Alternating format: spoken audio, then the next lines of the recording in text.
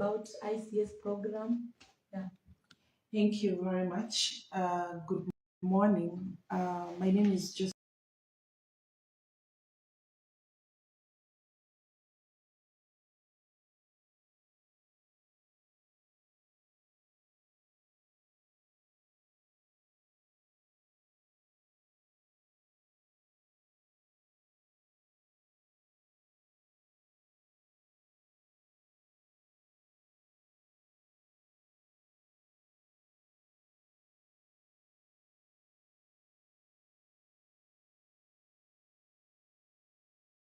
Odhiambo. I'm the program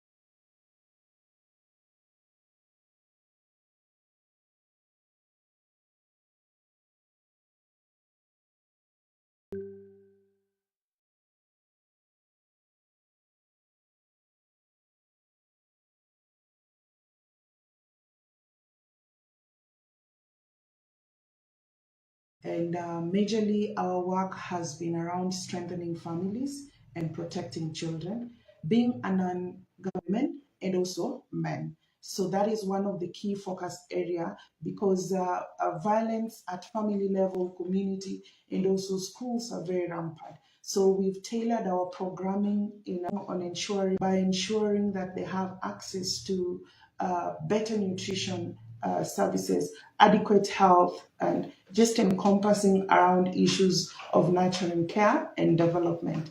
The other thematic area is ensuring that there is access to education for all the children, and also ensuring that the school environment has been tailored in such a way that the programs are able to support children, where we are looking at inclusive, safe, and equitable education for all children and all learners.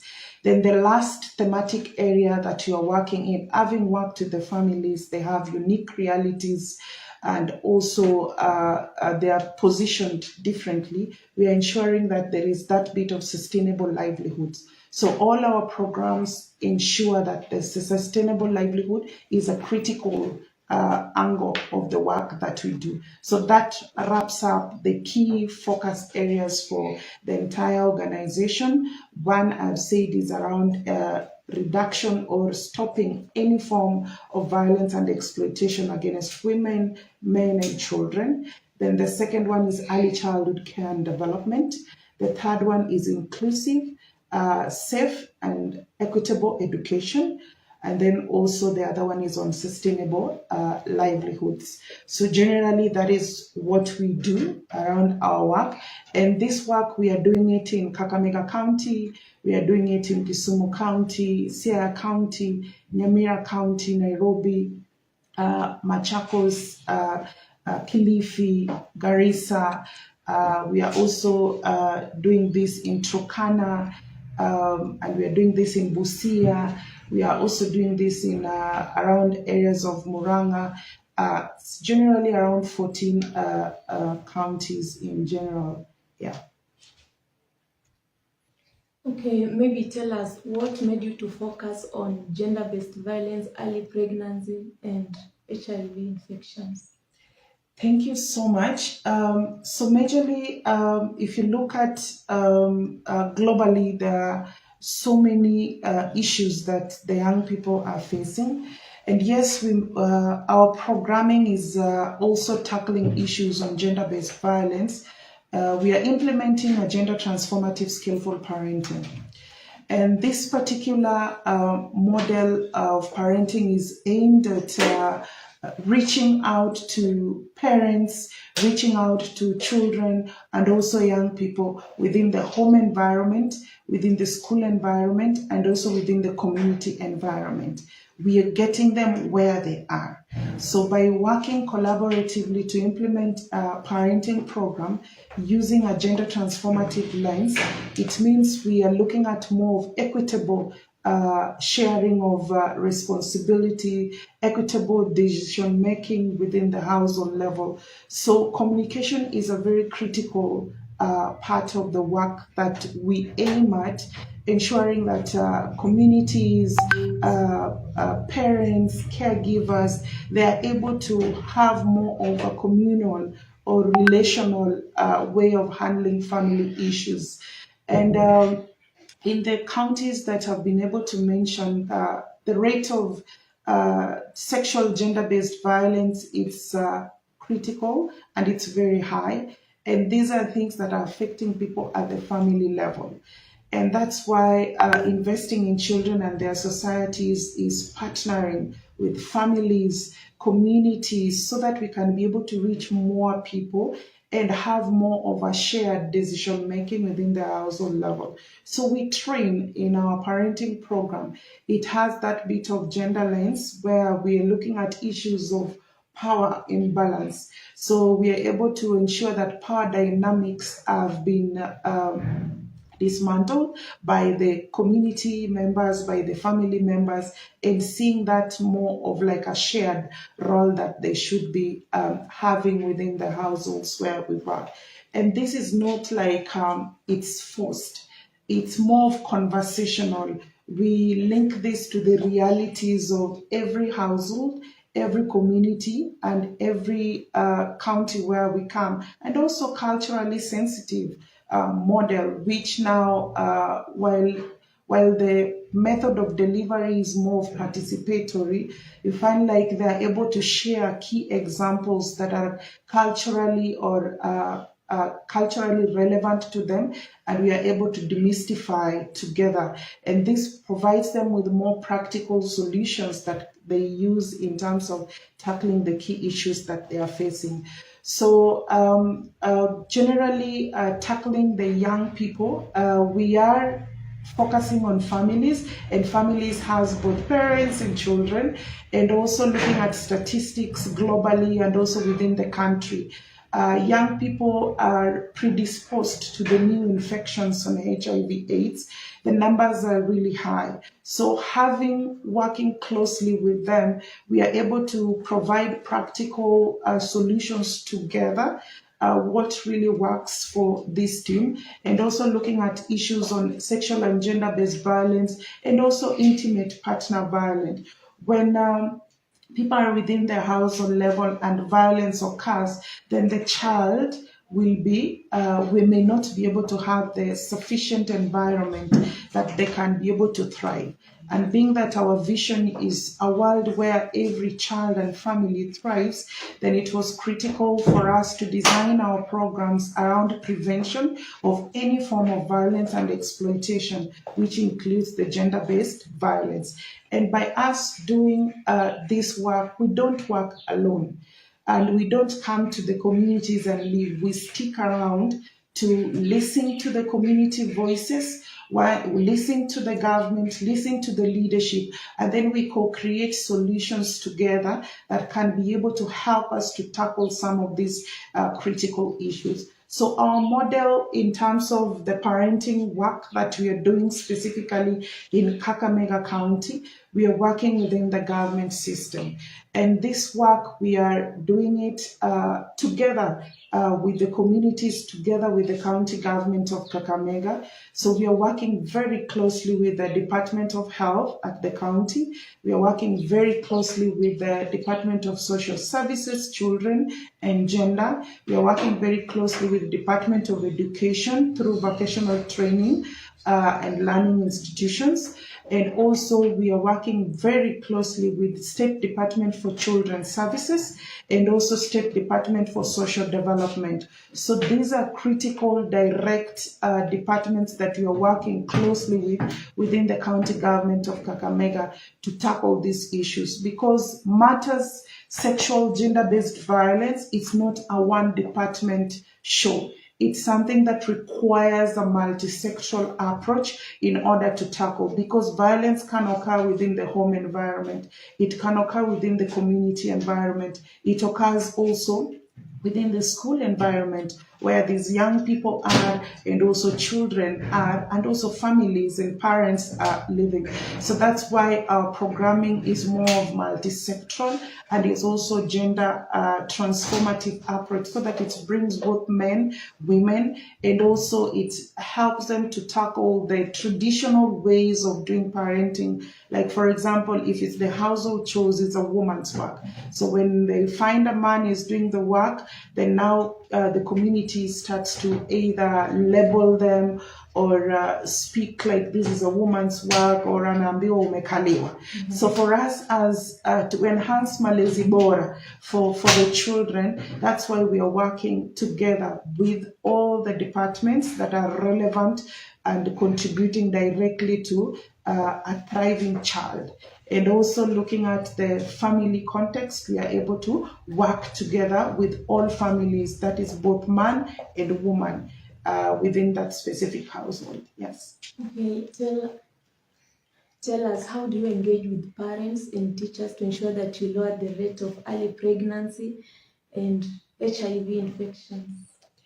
Thank you very much. So as mentioned earlier, our programs, especially gender transformative skillful parenting, which has a very high potential and proven, it's an evidence-based model that has really proven to prevention of intimate partner violence, sexual gender-based violence, and also improvement around early childhood care and development. So when we work within the school level, we work also with the national, the TSC team members, the leadership. They're able to provide us with an opportunity to work with the teachers. So within the school environment, we work with the teachers. We train them on life skills, and we also train the teachers as mentors. So once they are like mentors, they're able to have sessions with the learners and the children to train them about issues of life skill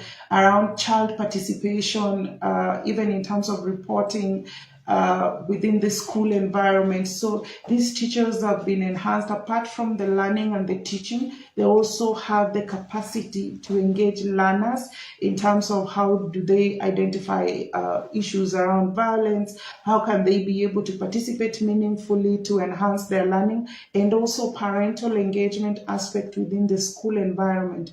We engage parents on a monthly basis. They are able to know the progress of their children. They are also able to have conversations around life skills for the children. Then when it comes to engaging parents within the community setup, we organize our parents and caregivers in peer groups.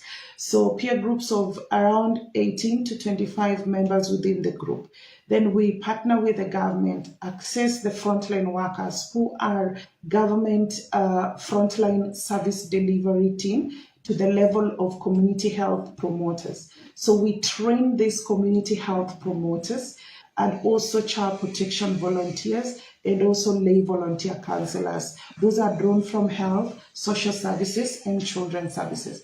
Once they have been trained on 11 days straight of just training on gender transformative skillful parenting, which has around 12 modules, they come to the groups within their own community, within the proximity of the radius of the households that they take care of. They're able to have their adolescent parents or adolescent girls in groups of 18 to 25 each. Then also caregivers in their own groups, and also male partners in their own groups. Then they take them through a weekly module, because we have 12 modules which are delivered in around 14 to 15 weeks. So this, they give them trainings for 2 hours, 30 minutes per group. So each module has a unique message, and it also has a unique quote that relates to the content of that module, and also relates to the cultural issues that the communities or the families are facing that are within that specific. So once that is done, we also do follow-ups.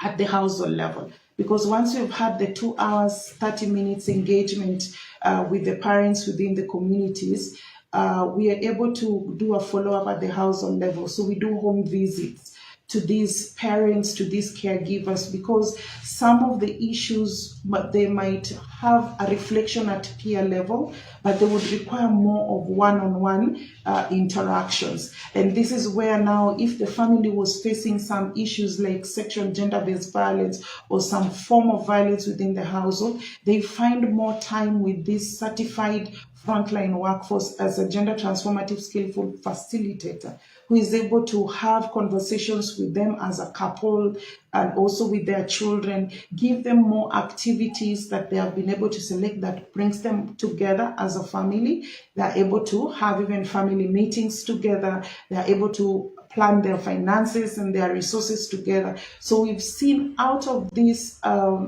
individualized sessions, we've seen a lot of families being transformed. Like in our recent studies that we were able to conduct through APHRC, that was looking at the model and how it has improved the early childhood care and development outcomes for children, which is aligned to one of our vision of ensuring every child thrives within their family, and also ensuring that the caregiver outcomes in terms of responsive caregiving practices have improved. So through this model of gender transformative skillful parenting that has been delivered on a weekly basis using a peer-led model in the peer groups and also followed by home visitations, we've seen that under the early childhood care and development outcomes on cognitive, ile ya kwa kiakili, mtoto kugrow, kwa sababu ilikuwa treatment na control group. So wale wa control ni wale hawakupata hiyo model, but walikuwa part of the research. Wale wa treatment ni wale ambao walikuwa wanapata hii dosage ya gender transformative skillful parenting, ambayo pia tuliweka aspect of nurturing care for early childhood development key components. So tukiangalia hii upande wa cognitive development, kumekuwa na lot of improvement kwa watoto ambao walikuwa kwenye hii mradi. Ukilingana na wale watoto ambao walikuwa kwenye control hawakupata hiyo model. Alafu tukiangalia ile upande wa social emotional, mtoto kuinteract na wengine, kukuwa na ability ya kucontrol emotions zake, kwa sababu hiyo ni muhimu sana for somebody to know that the child has had a good development, then anaweza jicontrol emotions zake. So we've seen there is a huge improvement in terms of the socio-emotional development of the children. And also the other part ni motor, the ability for children to touch things, to move around. Tukiangalia wale ambao wakupata hiyo intervention,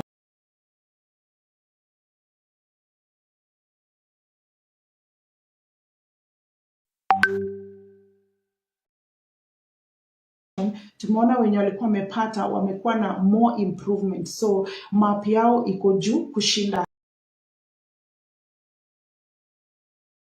hawa. So inamaanisha huu mradi imesaidia sasa watoto wadogo haswa ambao walikuwa wa chini ya miaka 3. Wameweza kugrow vizuri kiakili, alafu pia ukiangalia emotions zao wameweza kugrow vizuri zaidi kushinda wale. Inamaanisha imeweza kufanya kazi. Ukiangalia ile upande wa mental health among the adolescents, because kuna mambo ya peer pressure, wakati ashapata mjamzito akiwa mdogo, huyu msichana ako na stress, maybe kupungua hajaenda shule kwa sababu alipata mtoto. They drop out of school.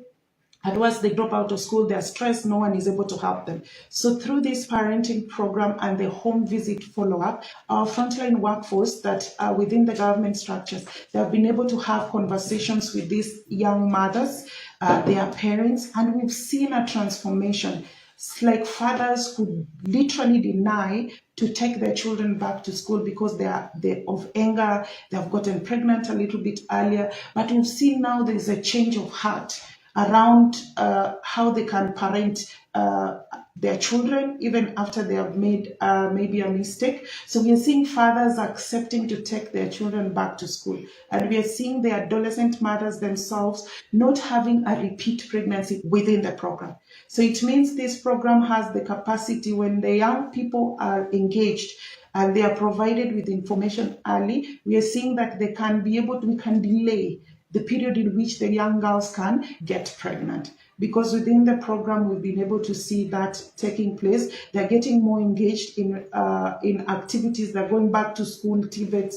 They're doing their own businesses. They're able to make informed choices and decisions. And these are very critical when engaging the adolescents who are not pregnant and the ones that are also pregnant, so that they can make better choices. In terms of mental health, we've seen a very good improvement in terms of the mental health. From the baseline data that we did in 2024 before the intervention, like 28% of the teen mothers that were enrolled in our program attempted to commit suicide. Looking at these statistics, this is a very critical area where we are seeing that when they are not engaged and they are left like that, chances are high we might lose more young people. So the program has been able to help them to reflect through our mental health package and dosage, where we bring on board the psychologists. They are able to have group therapy sessions with this adolescent within the peer groups that we have, and also within the household level. They are able to follow up and have conversations with the parents on practical ways on how to solve issues within the household. And also these adolescent girls being given one-on-one session that they can be able to have conversations with a therapist that is licensed and able to work with them. And also the fact that they have been put in peer groups, they're able to relate, discuss issues that they are facing as young people, and they're able to sort through the support of the frontline facilitator. And also the parenting trainings, and also being linked to various services that could hinder them from accessing better health. So we've seen this has really helped in reducing when they were being asked questions at endline after the intervention period. We are seeing a lot of them are more hopeful. The incidence of suicidal thoughts have reduced drastically within the group. So the mental health of the adolescent girls have improved drastically. And this also shows that once they have better mental health, that now relates to why the outcomes of their children have improved, because they can self-regulate their own emotions. So it means before they discipline their children, they will be more practical, they will be more conversational with their children. And now this has also helped us in terms of reducing child maltreatment, because now this mother is stable emotionally, they're able to reason, they're able to support their children during this period, as opposed to before when they were having the suicidal thoughts. We could see these adolescent girls are now using more of abusive language to their children. They are using more of punishment. They are beating their children. But through this parenting intervention, we are seeing malezi inakuwa bora kwa hawa watoto, because the mothers are able to now be more responsive when they are taking care of their children as opposed to before. Then the other bit of a very critical impact that we've seen through the gender transformative skillful parenting is the ability of the county government also to deliver this program within their own systems. They have been able to supervise the program. They have been able to deliver, because it's their frontline workforce that have been delivering this work. So it means this is a program that is feasible within the government structures without creating a parallel system. And that is one thing that we really appreciate the county government of Kakamega for having done. And that is an assurance that the county government of Kakamega would be able to provide malezi bora to their children within the community context, and also with the realities that the teams are having. Yes. Okay, maybe from the campaigns that you have conducted, what can you say is the main cause of early pregnancy? One thing that I can be able to indicate, even beyond the campaign, teen pregnancy is a critical issue. We would not say it's being caused by one single problem, but the root cause, everything begins at the family level. Sometimes when you are having the conversations with the adolescent girls, peer pressure is one of the key issues that they bring on board, and also lack of adequate information or correct information around sexual and reproductive health. A lot is happening within the social media, they are getting a lot of information. And even what children are watching online, it's a lot. And some of this information are not correct information. And when you find the young people, they always want to practice something. So they see it online, they want to practice. The peer pressure is also a bit of it. And also poverty. Poverty levels are quite very high in the regions where we are working, and those could be a contributor to some of this early pregnancy, because a girl might lack school fees, they want to access them, they meet someone and the person promises them a lot of things. So having looked at the critical issues around lack of correct information around sexual reproductive health, and also the digital space is also another space that is contributing hugely to misinformation, or could be a good platform to pass correct information to the young people. And also the other bits is just the behavioral, the peer pressure. So for us, those are some of the critical issues that we've been able to pick. But generally, you find like if systems can be strong enough to detect, because if a girl who is 10 years old could get pregnant, then it means the girl has been failed by a system somewhere. It could be a community system, it could be a family system, it could be a government system. But at least this child has been failed by a system somewhere. Because once a child is born, if the system can be able to track this child throughout, when they are born, they left the hospital facility, they come to the community, then programs are geared towards the family and the community level, where we have the local administrators, the nyumba kumi. We have a couple of government systems within the community level that can easily be able to detect this child is out of school, and follow up with the family. Why is this child out of school? Because the moment they are out of school, nyumba kumi can be able to find and detect and have the mandate to reach the household to make sure this child is in school. But if that system fails at that level, then the child has been failed. And some of these issues now leads to them being idle, and they can easily get into relationships that are maybe unsupervised, or relationships that are unguided. And this could lead to the peer pressure, and then they get pregnant. And then also, it's within also the education system where some of this information may not be provided within the school environment.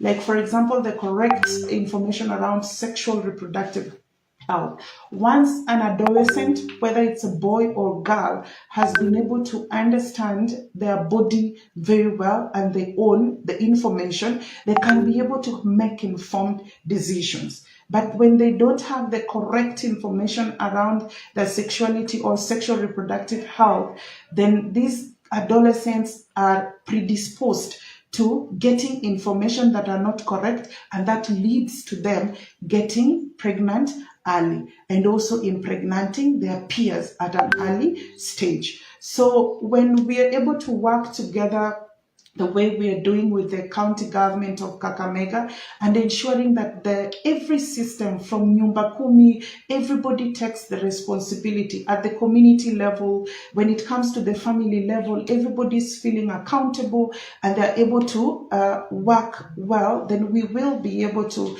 curb issues, or rather, if not 100% reduce teen pregnancy, but we would have been able to reduce it drastically. But in general, the system has failed the girl child that is getting pregnant. The system has failed the boy child.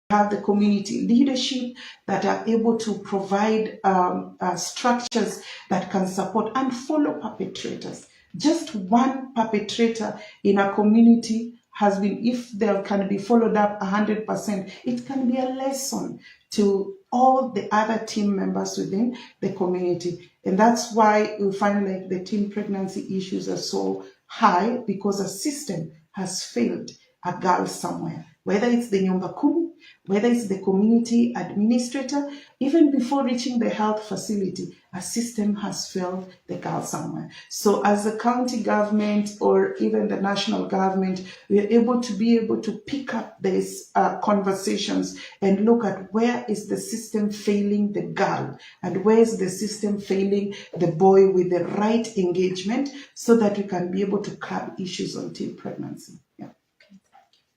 Okay. How do you reach the children with disability to ensure that they also benefit from this ICS program? Thank you very much for that. That's a very important question. So once, as mentioned earlier, inclusivity is a very critical area around our programming. And one of our key programming principles is leaving no one behind.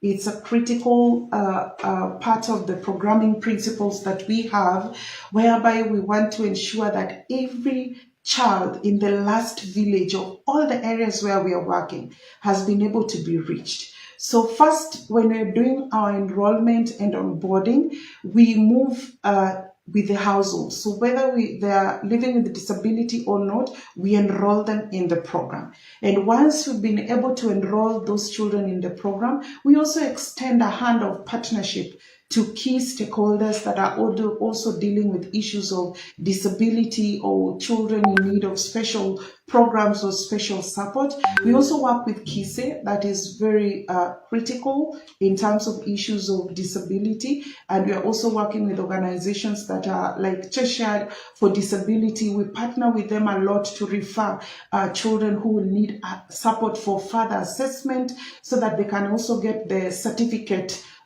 to acknowledge that they have some form of disability, to enable them access services. And some of them, we refer them for different kinds of therapy, and we support in facilitating some of those, the ones within our program, to ensure if it's rehabilitation services that they need, we link them to those services, we follow up, and we ensure we track progress with them. So for us, all children that are within our program and have some forms of disability have been embedded within the programming that we have and guided up by our programming principles of leaving no one behind. Then we ensure that we enroll all of them without any form of discrimination, including our frontline workers who deliver. Some of them are living with disability, and that did not deter us from engaging with them. We have more than 5 frontline facilitators that have some form of disability, and they also play a critical role in championing for those children to also be onboarded within the program. Yeah. Okay, when trying to create awareness about gender-based violence, HIV, what are some of the challenges do you encounter in the field? Thank you very much for that. So one of the key aspects of the challenge, like for example, for the last 4 weekends, we've been doing a campaign here in Kakamega County, where we've been campaigning around issues on triple threat, which they come as, I can say, sisters and brothers. Where SGBV is, you find the numbers are high, HIV, AIDS, especially new infections are also very high, and teen pregnancy cropping. So within this space, you find a lot of cultural barriers. Is one of the critical issues that is also affecting how the campaign was being done. And also the other bit is the lack of information. You find like when they don't have the correct information on how they can be able to tackle some of these issues, you find a lot of resistance. For example, the young people would say, you're speaking about HIV, AIDS, and new infections around young people, and we've seen our colleagues engaging in unprotected sexual intercourse, and they don't get it. So you find like such kind of incorrect information could really lead to the spread of some of these infections, or increase in terms of resistance on behavior change that we're trying to amplify within the communities where we're working. And the other thing is also lack of adequate adolescent-friendly services in all the service touch points. If, for example, the young people walks into the social service office and the reception is not adolescent friendly, it means they will not come back to such kind of facility or a service touch point to seek support. So those are some of the critical barriers that we are facing: lack of adolescent friendly service provision or service providers cross-sectorally, not only health, because I think health is really trying very hard to ensure that adolescent and young people are trained to support these teams. So those are some of the critical barriers that you're also facing within the context where we were doing the campaigns. Yeah. Okay, let us go back to those with disability. Tell us, what empowerment skill do you offer to those who are disabled? So for us within our programming context, for example, I would speak on the adolescent mothers. We have a couple of them with some form of physical disability. So when we are doing empowerment support in terms of skill development, we are able to also consider if, for example, the form of disability is maybe a physical or something has affected their legs, then we look at if they have the hands, what can they be able to do. So we partner with the local TVETs to link them to skill training programs that are fit for their form of ability so that they can be able to deliver some of those programs. And also the other bit is just training them on entrepreneurship skills that they can be able to conduct businesses, whether it's the small value chains, the chicken rearing business, or they want to do some trade in terms of selling mandazis. So we teach them on business skills that now can help them in the small enterprises that they are doing. They're able to have the ability to know I'm making money or not making money, how can I boost my business? Just those entrepreneurial skills that we are also giving to them. The other bit of empowerment programs that you're doing is putting them in groups and linking them to social development to be registered as self-help group. Once they're registered as self-help group, like now we have around 80 out of the 95 groups that we've registered. Part of these groups are having adolescent mothers with disability, and also some of them are living with HIV and AIDS. So when the government grants come, then we're able to front those groups for consideration for the county grants, which we've seen a lot of reception from the Department of Social Services through the leadership of the county government. We've been able to see them being having access to some of those grants, which are now enabling them to set up their own businesses and also improve on some of the value chains that they are doing.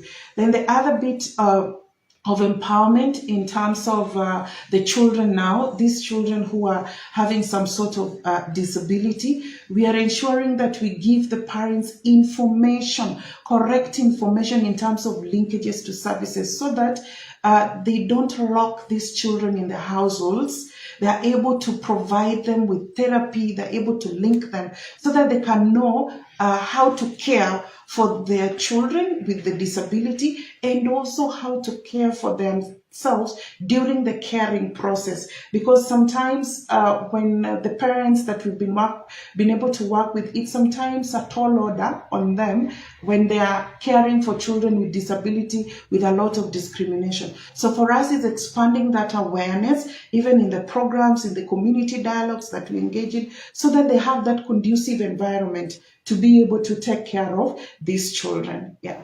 Okay. Apart from county government, which other health department or which other partners do you work with to ensure that the ICS program progress? So basically, for us, we work with the national government. We are also in close collaboration with the ECD Network for Kenya, which has global and also national partners. And also, we work with the parliamentary groups to discuss critical issues that are affecting young people, the family levels. And we are also working with LREP Secretariat to really advance the advocacy work that we are doing around early childhood development, adolescent health, and generally the parenting program. We are working with so many partners, including Child Fund. We're working in collaboration with KMET, and also we are working very closely with ADS Nyanza in the advocacy space. We are also working with community-based organizations that are so many within the context of where we are working even beyond Kakamega County. I wouldn't mention all of them, but we are working with the CBOs within the communities where we are working. Also self-help groups, because we support most of the groups and the young people, the caregiver groups, to be able to register the groups. And we are also working with the national government, as mentioned, and also all the county governments that we are working with. And Department of Education, Social Services, Health Department. We are also working with the trade, because we are also venturing into supporting the young people in terms of setting small businesses for them through the training. And within the Kakamega County, we've also onboarded a new partner, that is the Kenya National Chambers of Commerce, the Kakamega chapter, whom we are working very closely with to be able to expand the information in terms of entrepreneurship, training, specialized value chain support for the groups and the young people. So this has expanded our programs beyond the key thematic areas that I had mentioned. We are also reaching more of them, even some of them through the banks that are within the county government of Kakamega. Yeah. Okay, and in case the partners fail to support this program, what are some of the measures have you put in place to ensure that in case they fail to support you, the ICS program will continue? Great. So as mentioned at the beginning, we don't work alone. And our programs have been evidence-based, so we partner with people. And this project specifically has been funded by Conrad Hilton Foundation. And as mentioned earlier, the county, our programs are within the county government system. So even if we had to withdraw today, we have built the capacity of the government frontline workforce and leadership in terms of the parenting program. All they would be able to require is tell their people to implement, because they are already, the capacity of the service delivery workforce is within the government, they're within the government payroll, so they can be able to still deliver this program without us. And also the other bit is we are working to strengthen the family systems. Once this parenting program have been done, we've linked these groups in self-help group. They are permanent groups within the community. They have been linked in sustainable livelihood opportunities that they are doing their businesses with peer mentors within each group who have been trained as peer mentors on parenting programs that are supporting young people. So even if we had to not get the funds to deliver, the groups will still be meeting, they would still be continuing to have the conversations, and also local leadership, the cultural leaders that we've been able to train. This is an information that is already permanent in them. They are champions within this community.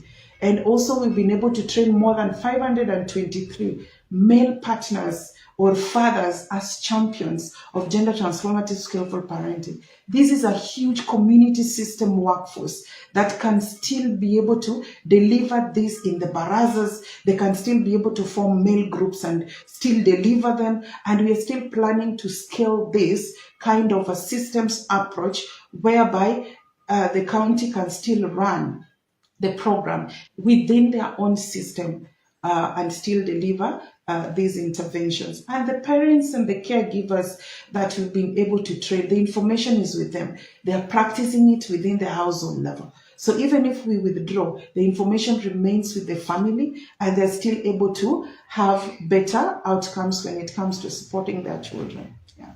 Okay. To those youth who are the victims of gender-based violence and early pregnancy, which encouragement do you have for them?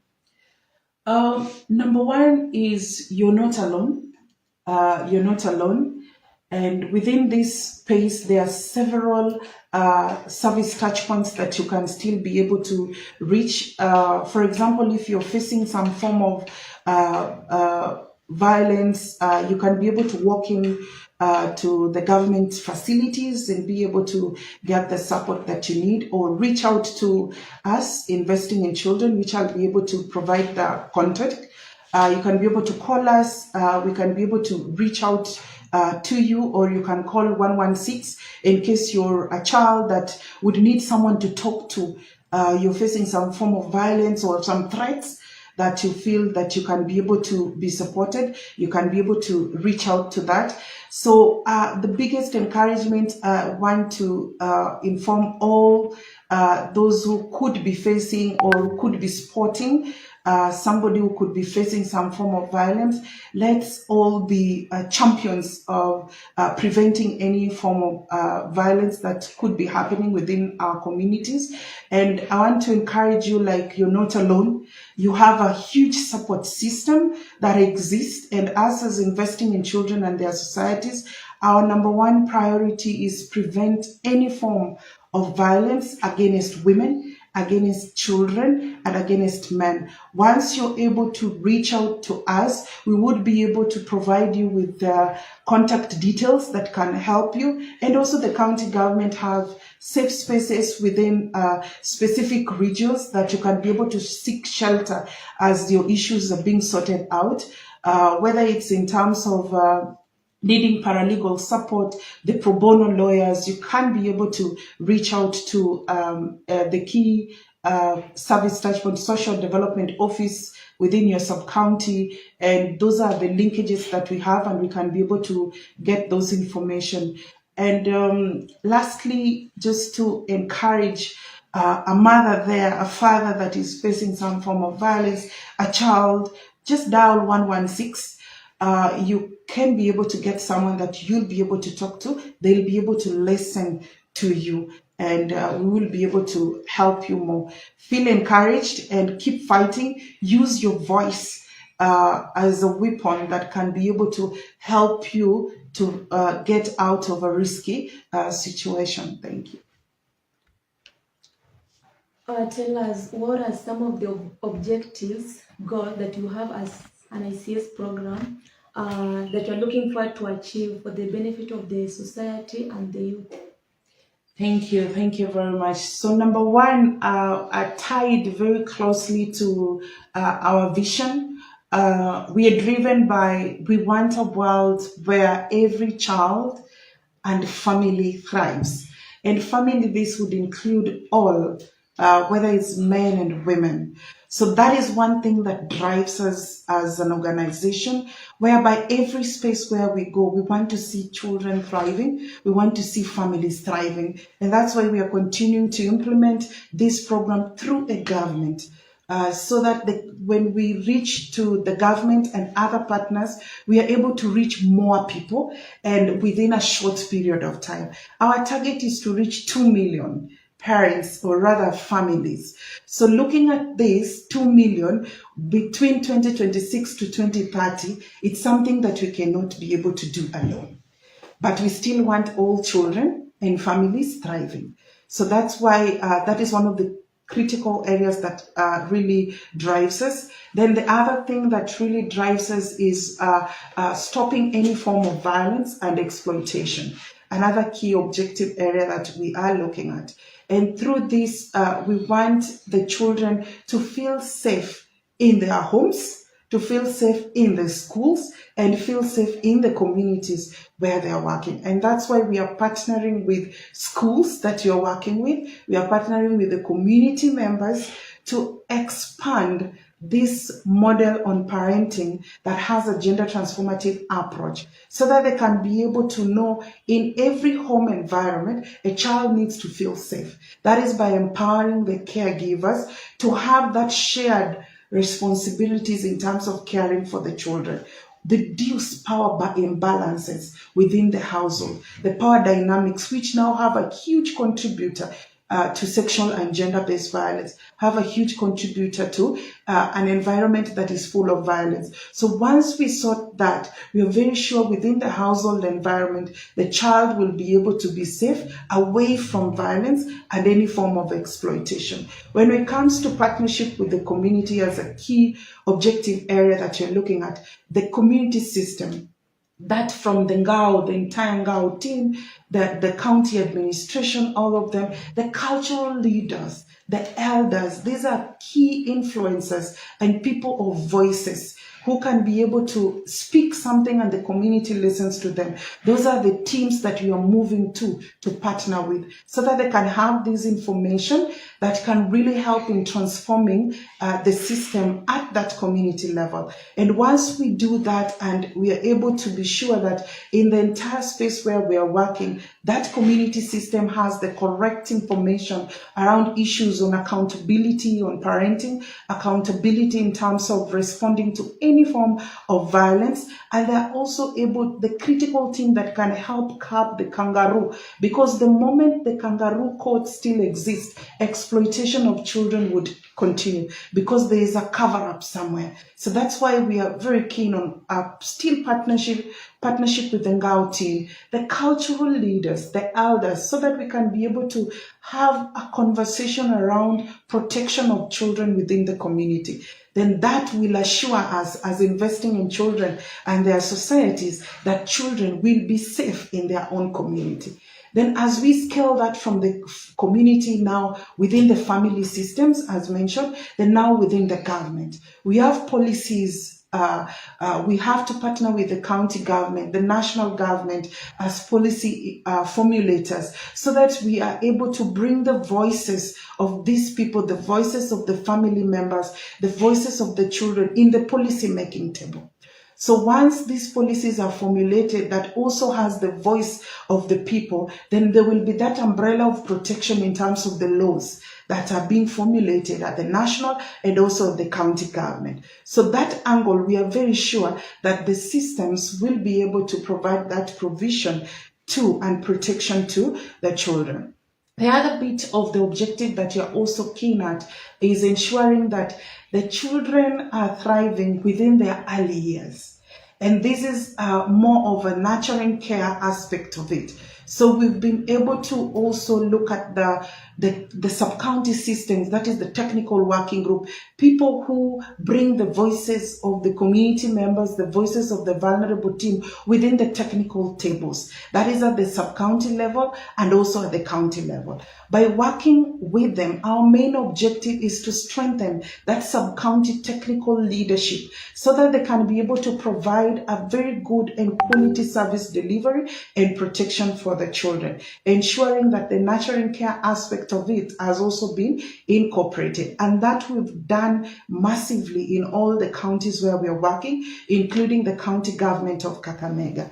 And also the other bit is to amplify the voices, like partnering with the local TV station, local radios, so that we can be able to reach more parents with this information, like now the way we are doing, so that we can be able to have more partnership coming on board to help us to strengthen this. And by end of the day, we want to get all children in school safe, all children in the communities feeling safe, all children within their families feeling safe.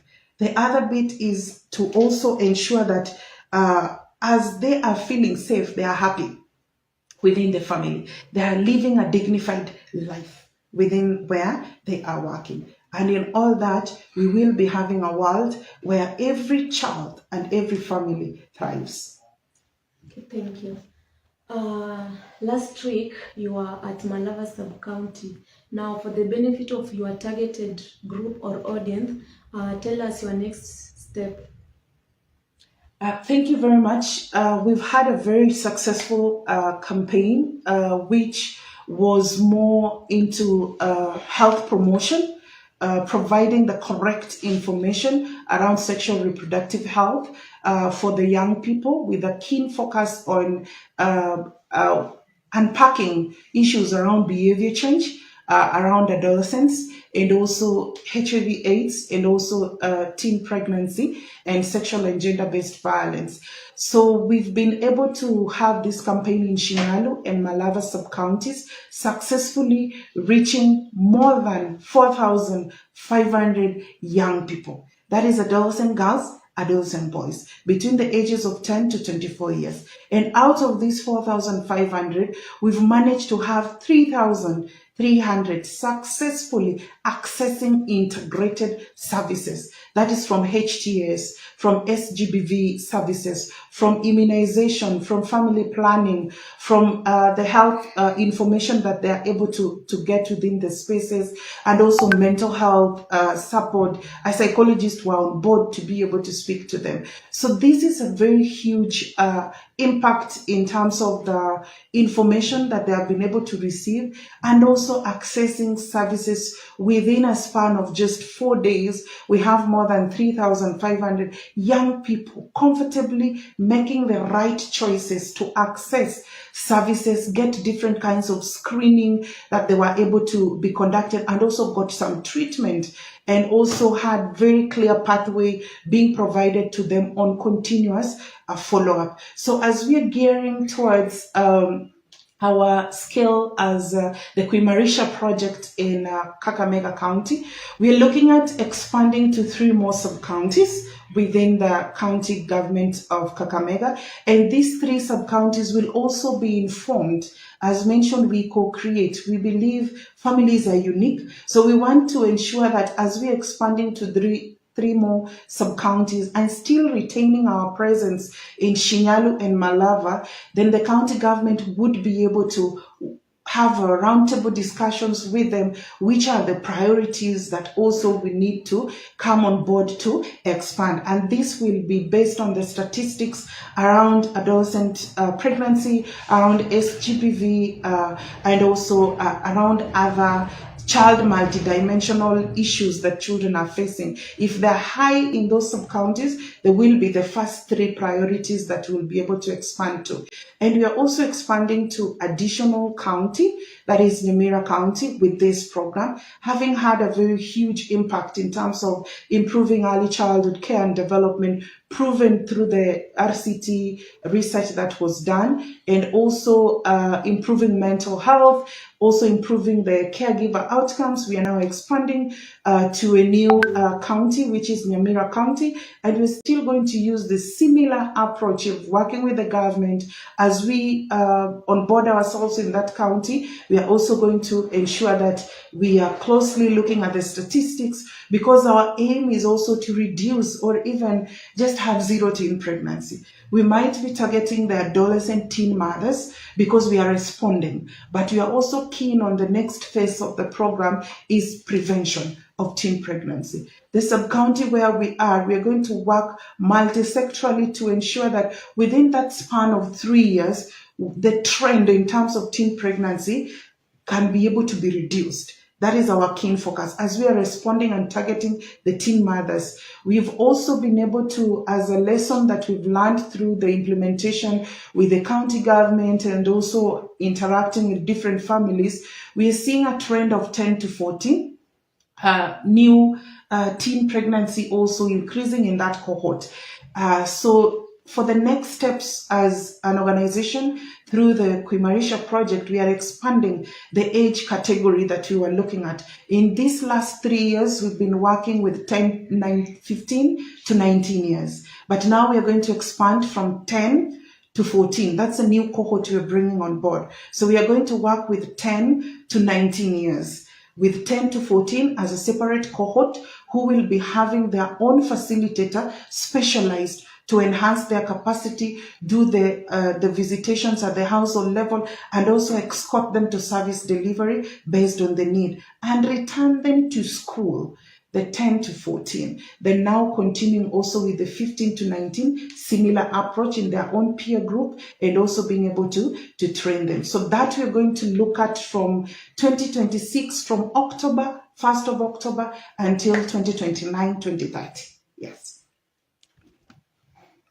Before we wrap up this session, maybe kama kuna kitu ambacho una feel like iko very important na tujaongelea.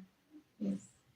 Thank you very much. So for us as investing in children and their societies, partnerships is a critical work that we are also doing to help us expand.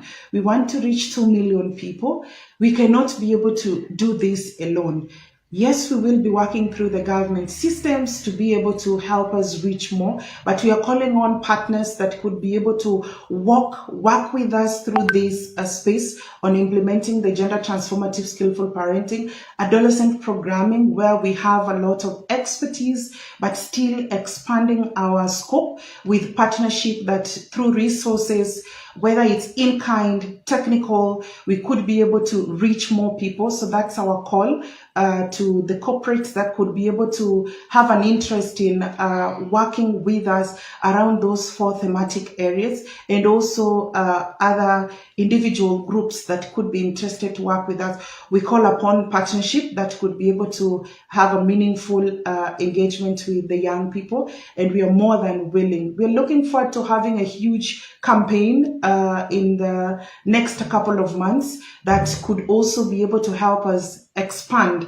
the information that we've been able to reach in the last 4 days. So thank you very much. And we look forward to getting more conversations around this, around adolescents, around sexual and gender-based violence, and also around parenting program. Thank you.